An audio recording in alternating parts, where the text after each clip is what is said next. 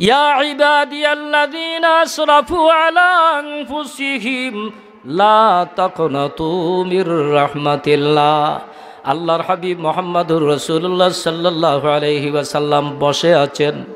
একজন বয়োবৃদ্ধ ব্যক্তির লাঠিতে বর করে নবীজির সামনে হাজির। নবীজির দরবারে হাজির একজন বৃদ্ধ মানুষ লাঠিতে ভর করে হাজির হয়ে গেল। আল্লাহর হাবিবের কাছে জানতে চাই, ইয়া রাসূলুল্লাহ, ইয়া হাবিবাল্লাহ, জীবনের বিরাট একটি অংশ আল্লাহর নাফরমানিতে কাটিয়ে দিলাম। অনেকগুলো অপরাধ আমার হয়ে গেছে, অনেক বড় বড় গুনাহ আমি করে ফেলেছি। বেবিচারের মতো গুনাহ আমার পক্ষ থেকে সংগঠিত হয়েছে। ইয়া রাসূলুল্লাহ, ইয়া হাবিবাল্লাহ, জানতে চাই আল্লাহর কাছে মাফির কোনো ব্যবস্থা আছে কি নাই? আল্লাহর হাবিব মুহাম্মদুর রাসূলুল্লাহ সাল্লাল্লাহু আলাইহি ওয়াসাল্লাম জিজ্ঞাসা করেন, ইন্নাকা তাশহাদু আল্লা ইলাহা ইল্লাল্লাহ। ও আল্লাহর বান্দা বৃদ্ধ ব্যক্তি, তুমি কি সাক্ষী দেও আল্লাহ ছাড়া মাবুদ নাই? ওই ব্যক্তি উত্তর করে, নাম ইয়া রাসূলুল্লাহ, আশহাদু আল্লাহ ইলাহা ইল্লাল্লাহ ওয়া আন্নাকা রাসূলুল্লাহ।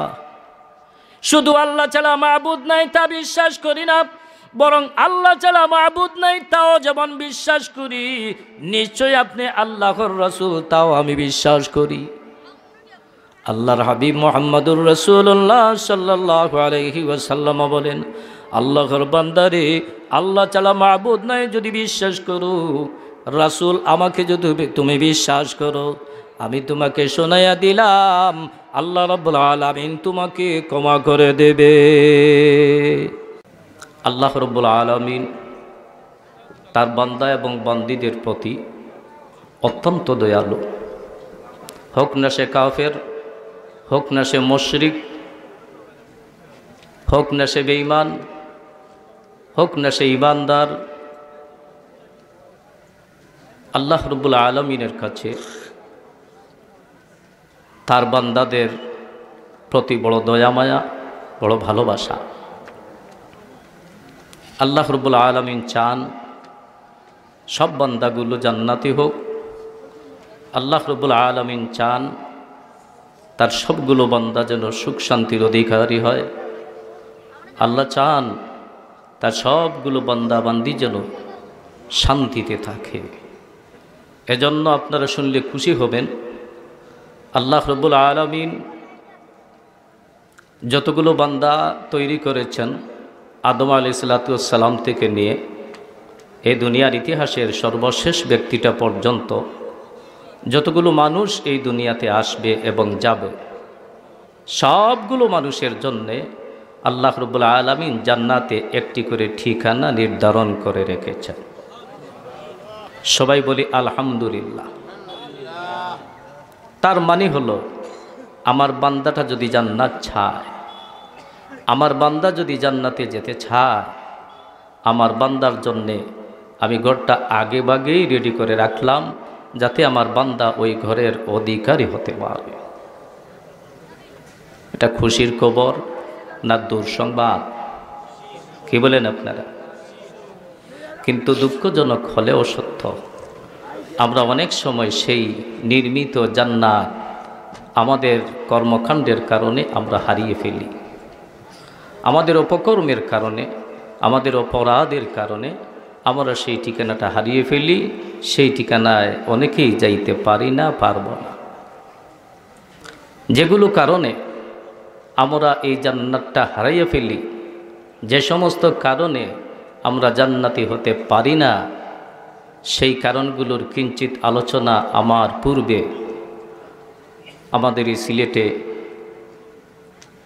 অত্যন্ত সম্মানী মেহমান, সুদূর ব্রাহ্মণবাড়িয়া থেকে আগত ঐতিহাসিক ফ্যামিলির অন্যতম একজন আলেমে দ্বীন সেবগাতুল্লাহ নূর দামাত বারাকাতুহুম আলোচনা করে গেলেন। কি অপরাধের কারণে আমরা মুসিবতের শিকার হই তার কিছু বর্ণনা করে গেছেন। উনি যে আলোচনাগুলো করলেন, যে অপরাধগুলোর কথা উল্লেখ করলেন, আমাদের সমাজে আছে কি নাই? কি বলেন আপনারা? একটু উচ্চকণ্ঠে বলি, আছে কি নাই? এগুলো থাকবে না এগুলো দূর হবে? এগুলো থাকবে না দূর হবে? যদি এগুলো থাকে, মুসিবতের পর মুসিবত আসবে, আর চূড়ান্ত মুসিবত জাহান্নাম তো আসেই। এই মুসিবতগুলো থেকে রক্ষা করে নিজেকে আল্লাহর খাঁটি বান্দা হওয়ার জন্যে আল্লাহর কাছে আমাদের মাফি চাইতে হবে। কি বলেন, ঠিক না বেটি?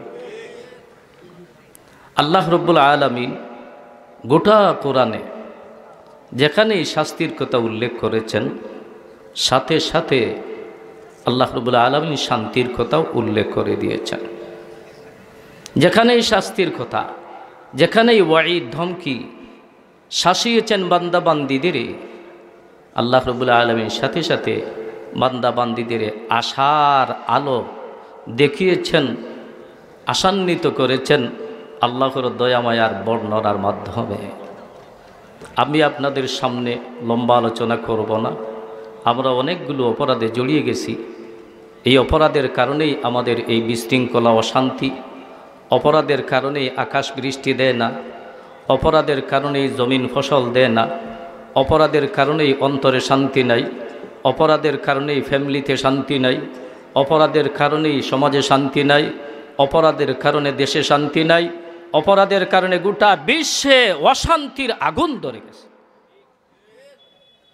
এই অপরাধ কর্মকাণ্ড থেকে আমাদের ফিরে আসতে হবে, আল্লাহর রহমতের দিকে ধাবিত হতে হবে। বাকি আমাদের এই অপরাধগুলো আল্লাহ ক্ষমা করবেন কিনা?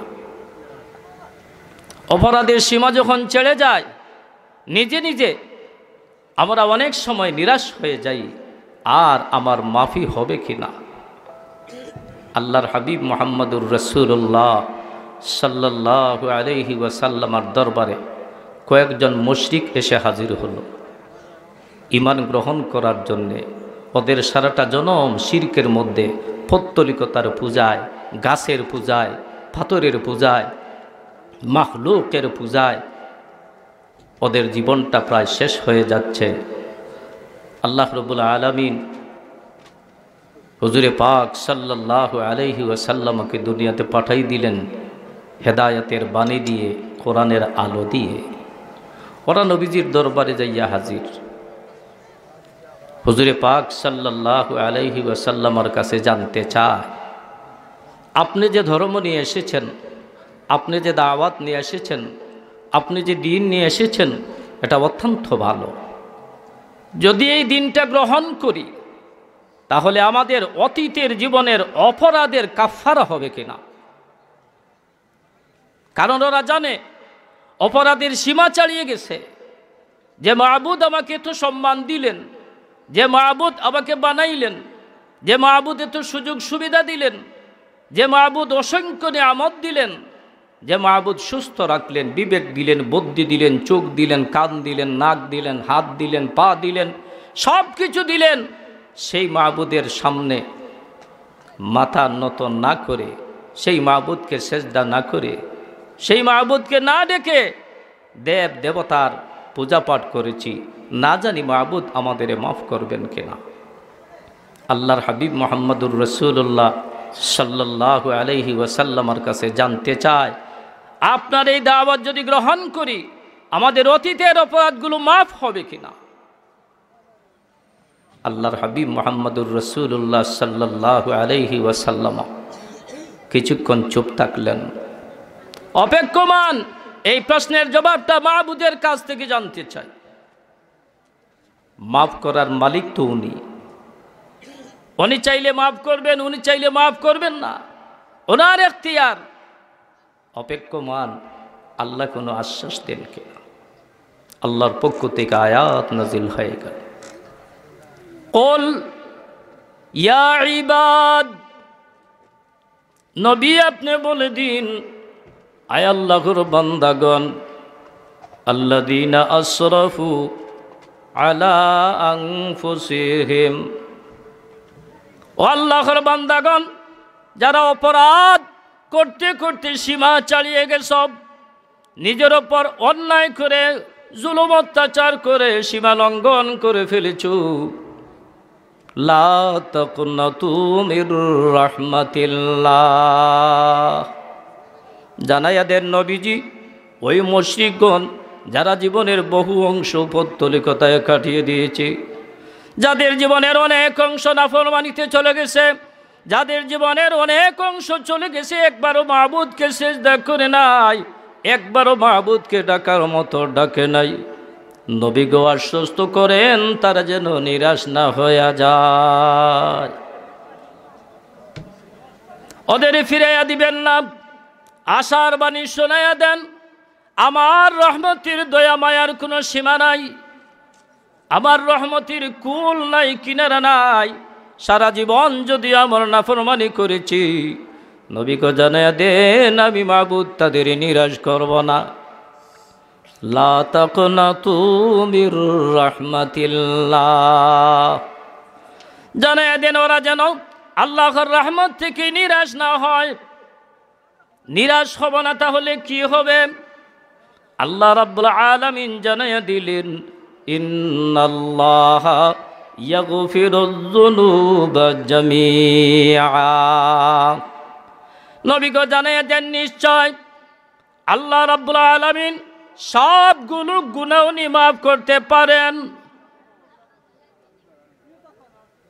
কাবিরা গুনাহ হোক, সগীরা গুনাহ হোক, শিরিক গুনাহ হোক, বেদাত ইলহাদ যা কিছু হোক, ছোট থেকে ছোট গুনাহ হোক আর বড় থেকে বড় গুনাহ শিরিক হলেও মাফ করেন।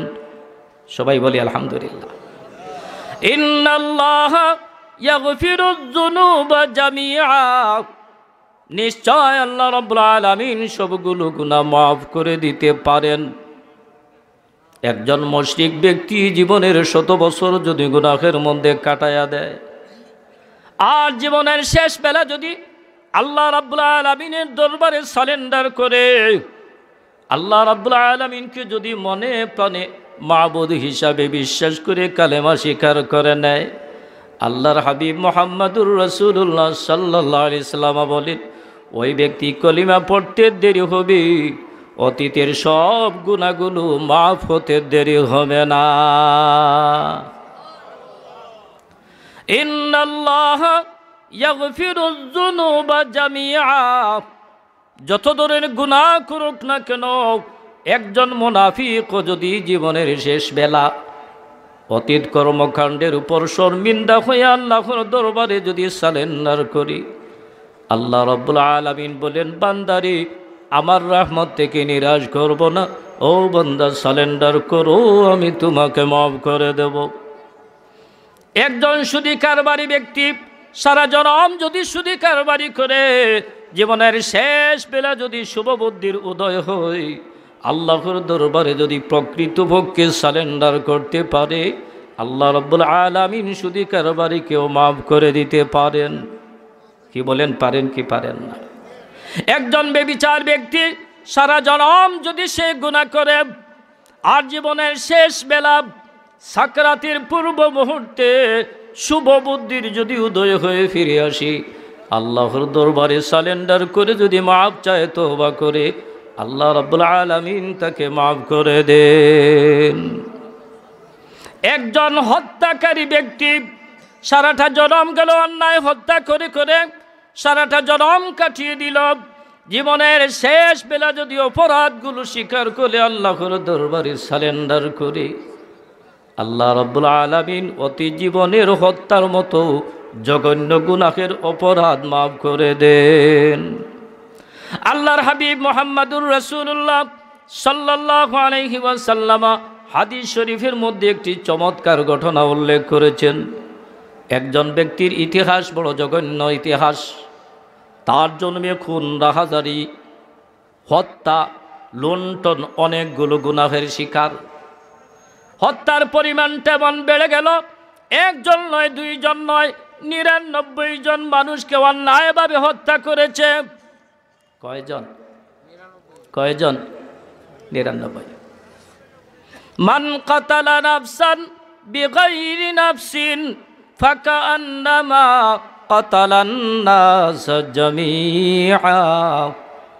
আল্লাহ রাব্বুল আলামিন বলেন, ও দুনিয়ার মানুষগুলো, একজন মানুষকে কেউ যদি অন্যায়ভাবে হত্যা করে, একজন হত্যা করলো না, বরং গোটা জাহানের মানুষগুলো হত্যা করে ফেললো। একজন মানুষকে হত্যা করার অপরাধ এত জঘন্য। আল্লাহ রাব্বুল আলামিন বলেন, একজনকে হত্যা করলো না, কান্নামা কতালান নাসা জামিয়া, সেজন্য দুনিয়ার সবগুলো মানুষকে হত্যা করে ফেললো। একজন মানুষ হত্যার অপরাধ এত বেশি। আল্লাহর হাবিব মুহাম্মদুর রাসূলুল্লাহ সাল্লাল্লাহু আলাইহি ওয়াসাল্লাম বলেন, ওই অপরাধীটা একজন দুইজন নয়, 10 জন 20 জন নয়, 99 জন মানুষকে হত্যা করেছে। জীবনের শেষ প্রান্তে পৌঁছে গেছে। এবার হঠাৎ করে মাথায় চিন্তা আসলো, আমার জীবনে অনেকগুলো হত্যা করে ফেলেছি, একজন নয়, দুইজন নয়, 99টা হত্যা করে ফেলেছি। জানি না আল্লাহর দরবারে আমার ক্ষমা আছে কি নাই, আল্লাহর কাছে ক্ষমা পাবে কিনা। এ আশায় একজন ব্যক্তির দ্বারস্থ হইয়া জিজ্ঞাসা করে, ভাই, আমার জীবনে অনেকগুলো অপরাধ হয়ে গেছে, একজন নয়, দুইজন নয়, সেঞ্চুরির কাছাকাছি হত্যা। কয়জন হত্যা করলে সেঞ্চুরি হয়? আমাদের বাসায় 100 জন। কয়টা অপরাধ করলে, ব্যভিচার করলে, জিনা করলে সেঞ্চুরি হয় দেখাইয়া দিছে বাংলাদেশের যুবকরা। 100 জিনা করে সেঞ্চুরি পার করে সে অহংকার করে, আমি জিনার মধ্যে সেঞ্চুরি করছি। নাউযুবিল্লাহি মিন যালিক। আল্লাহর হাবিব বলেন, সেঞ্চুরির কাছাকাছি 99টা অপরাধ, হত্যার মতো জঘন্য অপরাধ। ওই ব্যক্তির শুভবুদ্ধির উদয় হলো 99, হত্যার পর আল্লাহর দরবারে সারেন্ডার করতে যাবে। আল্লাহর এক বান্দা এক আবিদকে জিজ্ঞাসা করে, ভাই, জীবনে 99টা হত্যাকাণ্ড ঘটিয়েছি, আমার তাওবার কোনো সুযোগ আছে কি নাই, মাফি পাবো কি না? উনিও ছিল একজন গায়রে আলিম, জানাশোনা নাই, ইলিম নাই, শুধু একজন আবিদ, আল্লাহর দাসত্ব, ভালো মানুষ, গোলামি করে। ওই ব্যক্তিটা বলে, না রে ভাই, তোর তোবার তো কোনো পথ আমি দেখি না। একজন মানুষকে হত্যা করলে যদি গোটা জাহানের মানুষ হত্যার শামিল হয়, তাহলে তোমার জীবনে 99টা হত্যার অপরাধ তোমার মাফি আছে বলে আমার মনে হয় না। ওই ব্যক্তি বলে, যদি আমার মাফি না হয় তাহলে 99তে বসে থাকবো কেন? সেঞ্চুরি পুরাইয়া নেই, তোমাকেও থাকতে দেব না। ওই ব্যক্তিটাকে তৎক্ষণাৎ হত্যা করে 100 কৌটা পূর্ণ করল।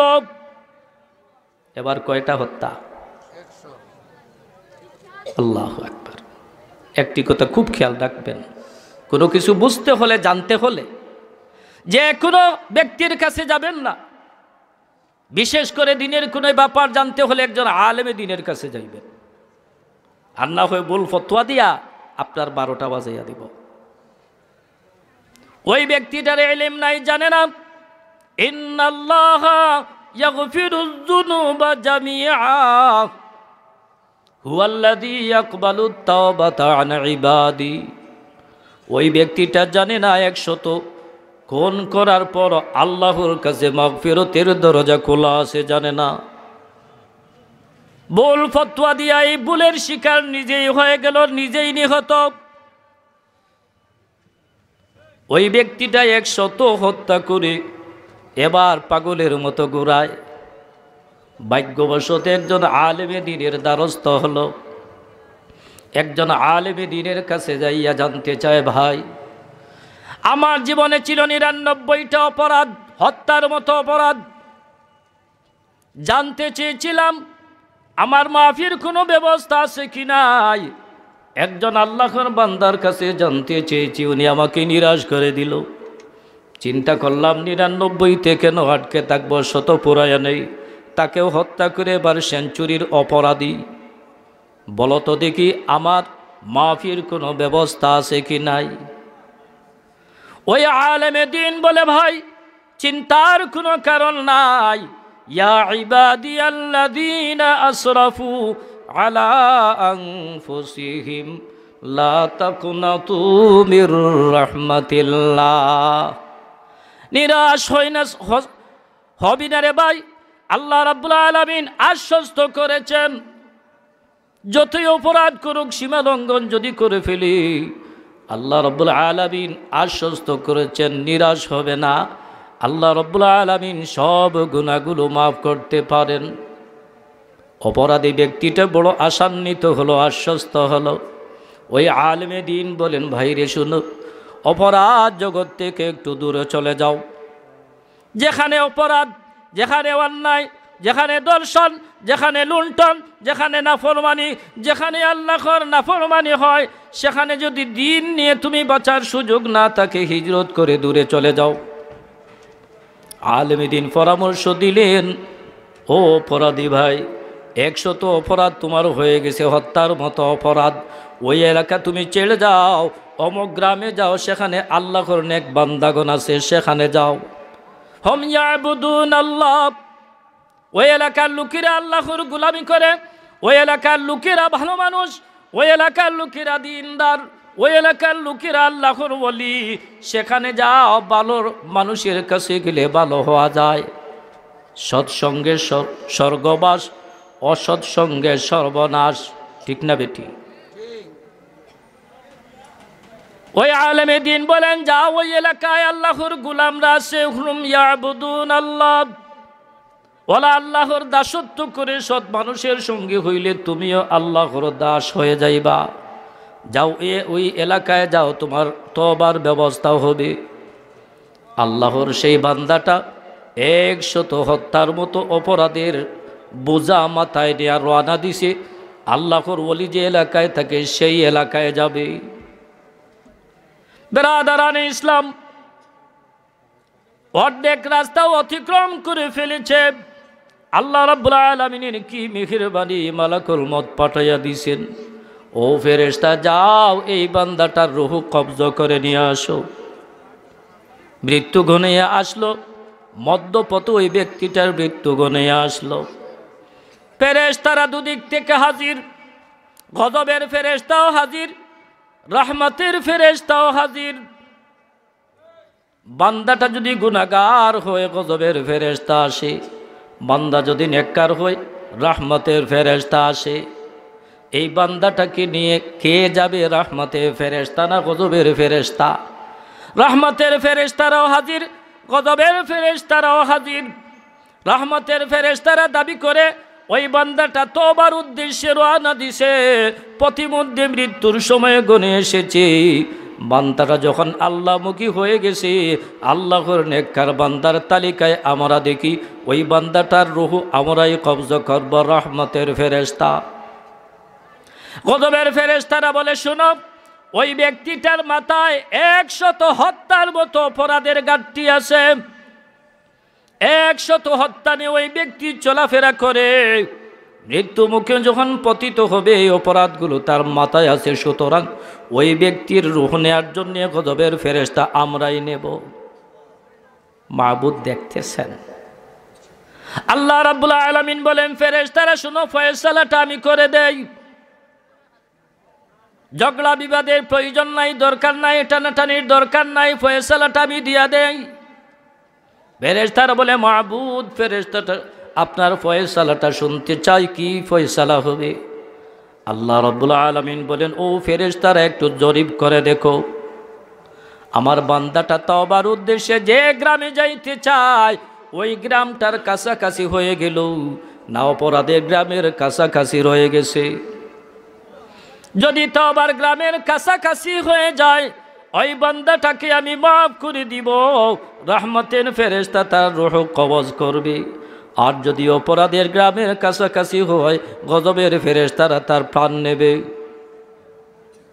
ফেরেশতারা এবার জরিপ লাগাইল, যে গ্রাম থেকে, যে এলাকা থেকে অপরাধ জগৎ থেকে তওবার উদ্দেশ্যে রওনা দিছে, ওই এলাকাটা তার থেকে কত দূর, আর এই তওবার এলাকাটা কত দূর।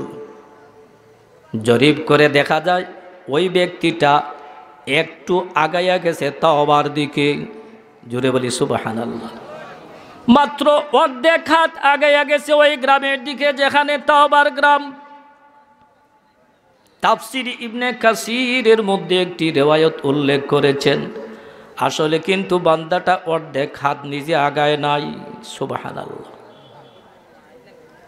আল্লাহ রাব্বুল আলামিনের ইচ্ছা হয়ে গেছে, আমার বান্দা আমার দিকে যখন মুতাওয়াজ্জা হয়ে গেল, অপরাধ যখন স্বীকার করে নিল, অনুতপ্ত হয়ে গেছে, আমার বান্দাকে আমি ক্ষমা করে দিব।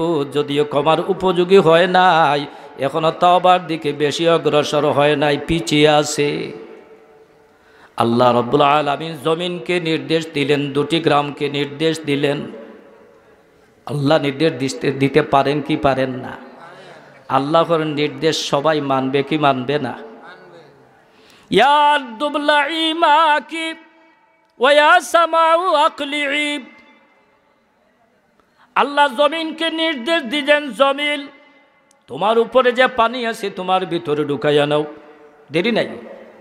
ইয়া সামাউ আকলিই, হে আকাশ তোমার পানিটা তুমি বন্ধ করে দাও, এক ফোঁটা বৃষ্টিও আর নামবে না। আদেশ দিতে দেরি হয়েছে, জমিন তার পানি তার ভিতরে ঘরবে ঢুকাইয়া দিছে, আকাশ সাথে সাথে স্টপ বন্ধ হয়ে গেছে। নূহ আলাইহিস সালামের কথা। জমিন আল্লাহর কথা শুনে, আকাশ আল্লাহর কথা শুনে, সব কিছু আল্লাহর কথা শুনে আল্লাহ রাব্বুল আলামিন দুই এলাকাকে নির্দেশ দিলেন, অপরাধ এলাকাকে নির্দেশ দিলেন, ওই এলাকা ওই গ্রাম একটু পিছাইয়া যাও। সুবহানাল্লাহ। তওবার গ্রামকে নির্দেশ দিলেন, ও গ্রাম আমার বান্দার দিকে একটু আগাইয়া যাও। সুবহানাল্লাহ। এবার দেখা যায় অপরাধের গ্রামটা একটু পিছাইয়া গেছে, তওবার গ্রামটা একটু আগাইয়া গেছে। আল্লাহ রাব্বুল আলামিন বলেন, ফেরেশতারে তোমরা যোগ মাপ করে দেখো আমার বান্দা কোন দিকে আগাইয়া আছে। আগাইছে কে? আল্লাহ। কে আগাইছে? উনি নিজে আগাইছে না আল্লাহ আগাইছেন? আল্লাহর হাবিব মুহাম্মদুর রাসূলুল্লাহ সাল্লাল্লাহু আলাইহি ওয়াসাল্লাম হাদিস শরীফের মধ্যে উল্লেখ করে দিয়েছেন, আল্লাহর কোন বান্দা অপরাধী আল্লাহর দিকে যদি অর্ধ হাত অগ্রসর হয়, আল্লাহ রাব্বুল আলামিন তার দিকে এক হাত রহমত নিয়ে অগ্রসর হয়। আল্লাহ রাব্বুল আলামিন ওই বান্দার প্রতি দয়া মায়া, অত্যন্ত দয়া মায়াশীল হইয়া জমিনকে নির্দেশ দেয়, গ্রামকে নির্দেশ দেওয়া, গ্রাম তুমি একটু আগাইয়া যাও আর তুমি কিছু পিছাইয়া যাও। এবার জরিপ করে দেখা যায় ওই গ্রামটার দিকে আগাইয়া গেছে। আল্লাহ রাব্বুল আলামিন বলেন, রহমতের ফেরেশতারে 100 খুন করে যেই ব্যক্তিটা আমার জন্যে রুজু হইল আমার দিকে তওবার জন্যে, ও রহমতের ফেরেশতা আমার বান্দাকে ক্ষমা করে দিলাম আমার কাছে নিয়া। ইয়া ইবাদিয়াল্লাযীনা আসরাফু আলা আনফুসিহিম লা তাকনাতু মির রাহমাতিল্লাহ ইন্নাল্লাহা ইয়াগফিরুয যুনুবা জামিআ। আল্লাহ রাব্বুল আলামিন সবগুলো গুনাহ মাফ করে দিতে পারেন। শয়তানকে যখন আল্লাহ রাব্বুল আলামিন জান্নাত থেকে বহিষ্কার করে দিলেন, বিতাড়িত হয়ে গেল আল্লাহর রহমত থেকে, আদমকে সেজদা না করার কারণে এবার শয়তান আল্লাহর দরবারে সাহায্য চায়, মাহবুদ আমাকে রহমত থেকে বিতাড়িত করে দিলেন, জান্নাত থেকে বিতাড়িত করে দিলেন। আদমকে সেজদা না করার কারণে মাহবুদ ওই আদমকে আমি ছেড়ে দেব না, আমি আদমের শত্রু হয়ে গেলাম, আদমকে জান্নাতি হতে দেব না, তবে আপনার সাহায্য লাগবে। আল্লাহ আল্লাহর নাফরমানি করাইবে আদমকে দিয়া, আবার আল্লাহর সাহায্য চায়। আল্লাহ তোমার সাহায্য ছাড়া আমি কাজ করতে পারবো না, তোমার সাহায্যের দরকার। কি সাহায্য চাও? আল্লাহ সাহায্য চাই, আমি যেন তোমার বান্দিদের নাফরমানি করাইবার মতো ক্ষমতা রাখি, ক্ষমতাটা চাই। আল্লাহ রাব্বুল আলামিন বলেন, দিয়া দিলাম, যাও তোমাকে ক্ষমতা দিয়া দিলাম, আমার বান্দাকে নাফরমানি করাই। এবার বলে শয়তান, আল্লাহ শুধু ক্ষমতা দিলে চলবে না, আরো একটু অধিক সুযোগ সুবিধা চাই। কি সুযোগ সুবিধা চাও? যে তোমার বান্দাবান্দি দুনিয়াতে অসংখ্য বান্দাবান্দি আসবে, আদমের সন্তানরা অসংখ্য সন্তান দুনিয়াতে আসবে, আমি এক শয়তান এতগুলো মানুষকে অপরাধী বানাবো, একার পক্ষে এত কাজ করা কি সহজ? আল্লাহ আরো একটু সাহায্য চাই। শুনেন না শয়তানের আবদারটা, আল্লাহও কেমন। আল্লাহ রাব্বুল আলামিন বলেন, তাহলে শোনার একটু সুযোগ দিয়া দিলাম। সুযোগটা হলো, আদম সন্তানের যত সন্তান দুনিয়াতে আসবে, আদমের সন্তান, প্রতিটি সন্তানের গণনায় তোমাকেও আমি সন্তান দেব, যাতে করে প্রতিটি বনি আদমকে তুমি গুনাহ করাইতে পারো, তোমার মিশন চালাইতে পারো। আল্লাহু আকবার। ওই শয়তান বলে, মাবুদ, আমি আরো একটু সাহায্য, সুযোগ সুবিধা চাই। কি সুযোগ সুবিধা? ভিতরে ঢুকতে না পারলে চুরি করা যায় না, ভিতরে ঢুকতে না পারলে ডাকাতি করা যায় না, ভিতরে ঢুকতে না পারলে রাহাজানি করা যায় না, ভিতরে ঢুকতে না পারলে ঘরের ভিতরে আগুন ধরানো যায় না। মাবুদ, আমি একটু সুযোগ, আরো একটু সুযোগ চাই। আল্লাহ রাব্বুল আলামিন বলেন, তাহলে দিলাম সুযোগ। দুনিয়াতে আমার যত বান্দা বান্দিরা আসবে, প্রতিটি বান্দা বান্দির ভিতরে তোমার ঠিকানা দিলাম। আল্লাহ, ইন্না শায়তান ইয়াজরি মিনাল ইনসানি মাজরাদ দাম। আল্লাহর হাবিব মুহাম্মদুর রাসূলুল্লাহ সাল্লাল্লাহু আলাইহি সাল্লাম বলেন, শয়তান প্রতিটি মানুষের রগরেশা পর্যন্ত বিচরণ করতে পারে। আল্লাহ রাব্বুল আলামিন সুযোগ দিলেন, তাহলে ভিতরে ঢুকিয়া আমার বান্দা বান্দির ভিতরে ঢুকার সুযোগ দিলাম। ভিতরে ঢুকে তোমার মিশন তুমি চালাইবা। আল্লাহ রাব্বুল আলামিন এই সুযোগটা তাকে দিয়া দিলেন। আদম আলাইহিস সালাম চিন্তায় পড়ে গেলেন, শয়তানকে এত সুযোগ দিলেন, বাঁচব কিভাবে? দুশমন শত্রুকে সব সুযোগ সুবিধা দিয়ে দিলেন, আবার নির্দেশ দিলেন শত্রুর মোকাবেলা করব। শত্রুর মোকাবেলা না করলে জান্নাতি হওয়া যাবে না, শয়তানকে প্রশ্রয় দিলে জান্নাতে যাওয়া যাবে না, শয়তানের ধোঁকায় পড়লে জান্নাতি হওয়া যায় না। শয়তানকে তো সুযোগ সুবিধা আল্লাহ দিলেন, তাহলে বাঁচব কিভাবে? আদম আলাইহিস সালাম চিন্তা করেন, মাবুদ, শয়তানকে তো সুযোগ সুবিধা আপনি দিলেন, এই শয়তানের আক্রমণ থেকে নিজেকে বাঁচাবো কিভাবে? আল্লাহ রাব্বুল আলামিন বলেন, তবে তুমিও কি সুযোগ চাও? আদম আলাইহিস সালাম বলেন, রব্বুল আলামিন, আমিও সুযোগ চাই যাতে শয়তানের বিরুদ্ধে রুখে দাঁড়াতে পারি।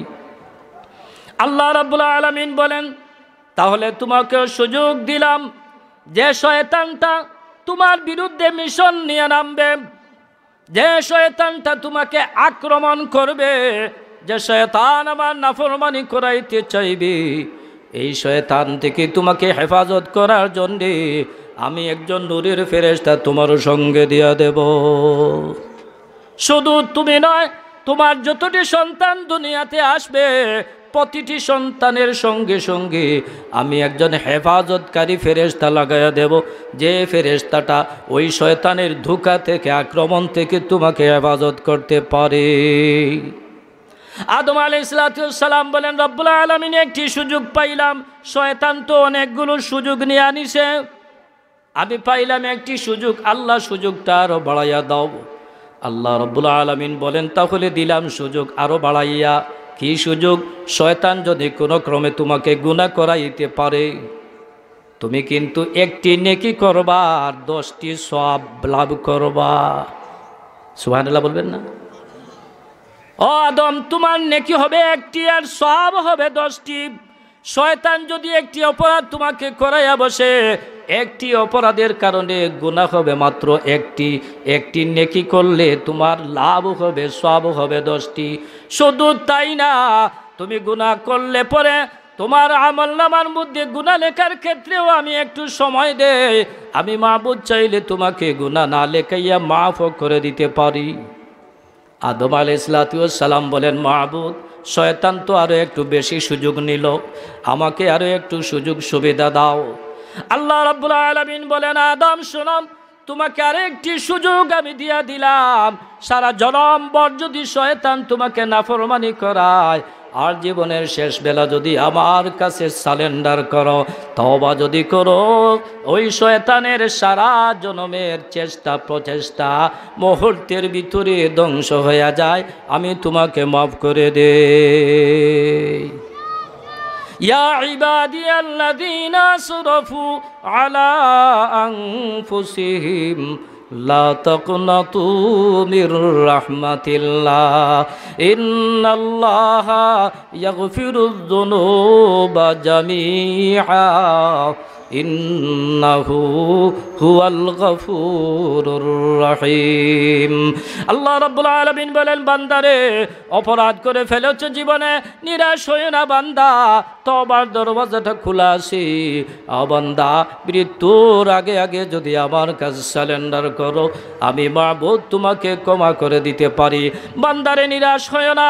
একবার তওবা করেছি, আবার তওবা করলে মাফ হবে কিনা, দুইবার তওবা করেছি, আবার তওবা করলে মাফ হবে কিনা, হাজার বার তওবা শিকস্তি বাজা। আল্লাহ রাব্বুল আলামিন বলেন, বান্দারে জীবনে যদি 1000 বার তওবা করে তারপরে যদি তওবা লঙ্ঘন করো, বান্দা নিরাশ হইও না, আমি মাবুদের রহমত অসীম অফুরন্ত। বান্দারে আমার কাছে তওবা করো, আমি মাফ করে দেব। আনিবু ইলা রাব্বিকুম ওয়া আসলিমু লাহু মিন ক্বাবলি আন ইয়াতিয়াকুমুল আযাব সুম্মা লা তুনসারুন। আল্লাহ রাব্বুল আলামিন বলেন, বান্দারে এত সুযোগ সুবিধা তোমাকে দিলাম, তওবার রাস্তা খুলে দিলাম, মাগফিরাতের দরওয়াজা খুলে দিলাম। বান্দা, তুমি চাইলে মাফ করে দেব। বান্দারে একটি সুযোগ কাজে লাগাও। আনিবু ইলা রাব্বিকুম, এই মাহফিল থেকে বাড়িতে যাওয়ার আগে আগে বান্দা আমার দিকে ফিরে আসো। আনিবু ইলা রাব্বিকুম, বাড়িতে অপরাধ নিয়ে যাইও না, বাড়িতে গুনাহ নিয়ে যাইও না। বান্দা, এই মাগফিরাতের মাহফিল, রহমতের মাহফিল, যেখান থেকে যাওয়ার পথে মাগফিরাতের ঘোষণা আসে, বান্দা এই মাহফিল থেকে উঠে যাওয়ার আগে আগে আনিবু ইলা রাব্বিকুম, তোমাদের রবের প্রতি প্রত্যাবর্তন করো, ফিরে আসো। অপরাধ জগৎকে লাত্তি মারো, গুনাহকে লাত্তি মারো, গুনাহ থেকে ফিরে আসো আল্লাহর মাগফিরাতের দিকে। আসলিমু লাহু মিন ক্বাবলি আন ইয়াতিয়াকুমুল আযাব, বান্দারে সারেন্ডার করো অপরাধের শাস্তি আসার আগে আগে। বলতে পারবা না এখান থেকে যাওয়ার পর গুনাহের কারণে তোমার উপর শাস্তি নেমে আসবে কিনা, তোমার জানা নাই। তুমি বলতে পারবা না ওখান থেকে ফিরে যাবার পথে তোমাকে আল্লাহর গজব পাবে কি পাবে না। বান্দা, তোমার যেহেতু জানা নাই, দেরি করা উচিত হবে না। আসলিমু লাহু মিন ক্বাবলি, আল্লাহর দরবারে করজোড়ে নিবেদন করো, আল্লাহর দরবারে সারেন্ডার করো, আল্লাহর কাছে মাগফিরাত চাও। ভবিষ্যৎ জীবন আল্লাহর দাসত্বের অঙ্গীকার নাও, আল্লাহর কাছে সারেন্ডার করো। অপরাধের শাস্তি আসার আগে আগে আল্লাহ রাব্বুল আলামিন বলেন, এই অপরাধের শাস্তি আসার আগে আগে আল্লাহর দরবারে সারেন্ডার করতে হলে সারেন্ডারের ব্যবস্থাপত্র জানতে হবে। কিভাবে সারেন্ডার করলে আল্লাহর কাছে কবুল হবে, কিভাবে তওবা করলে আল্লাহর কাছে গ্রহণযোগ্য হবে, এগুলো তোমাকে জানতে হবে। এগুলো জানতে হলে কোরআনের শিক্ষা নেয়া, এই মাদ্রাসার শিক্ষা নেয়া। আলিম বানাও সন্তানকে, আলিম বানাও ভাইকে, আলিম বানাও ছেলেকে, আলিম বানাও মেয়েকে। একজন আলিমে দিন সৃষ্টি করে, একদল আলিমে দিন সৃষ্টি করে এই সমাজটাকে পরিবর্তন করো। তওবার সমাজ বানাও, আল্লাহর দাসত্বের সমাজ বানাও। এই মাদ্রাসাকে সহযোগিতা করো, মাদ্রাসাকে সাহায্য করো। তওবার সুযোগ হবে, তওবা শিখে যাবে, আল্লাহর মাগফিরাত আসবে। আসুন বেরাদারানে ইসলাম, আল্লাহর দরবারে সারেন্ডার করে আশার বাণী আল্লাহর পক্ষ থেকে শোনা যায়। কুল ইয়া ইবাদিয়াল্লাযীনা আসরাফু আলা আনফুসিহিম লা তাকনাতু মির রাহমাতিল্লাহ ইন্নাল্লাহা ইয়াগফিরুয যুনুবা জামিআ ইন্নাহু হুয়াল গফুরুর রহিম। ওয়া আখিরু দাওয়ানা আলহামদুলিল্লাহি রাব্বিল আলামিন। আসসালামু আলাইকুম ওয়া রাহমাতুল্লাহ।